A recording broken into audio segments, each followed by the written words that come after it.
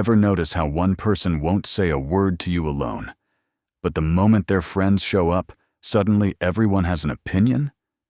Yeah, that feeling in your chest, that's not fear.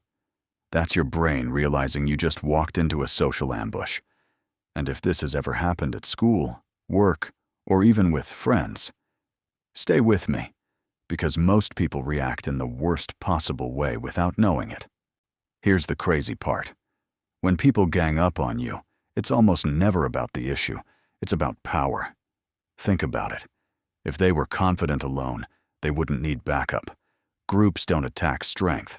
They attack what threatens their position. Now, most people mess up right here. They start explaining, defending, talking faster and louder. And without realizing it, they hand control to the group.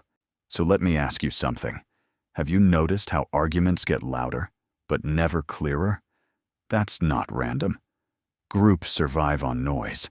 Confusion keeps you emotional. And emotional people are easy to overpower. Here's where things get interesting. The moment you stop reacting like a victim, the whole dynamic flips. Instead of responding to everyone, you look at one person and calmly say, "Hold on, I'll talk to you first." Now, watch closely. The group energy drops. People start looking at each other, because suddenly, someone has to stand alone. And most people hate that. Here's the suspense most people don't expect.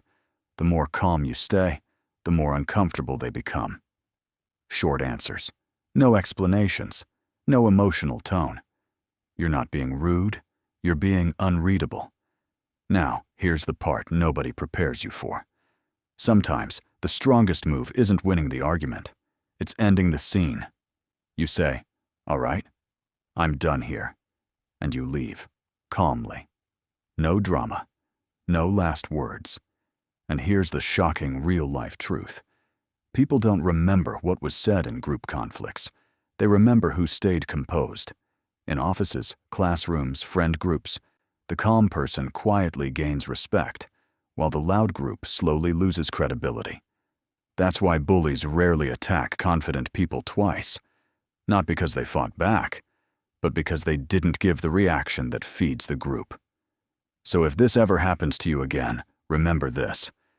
Groups look powerful, but only until you refuse to play their game. And the moment you stop feeding chaos, the crowd disappears.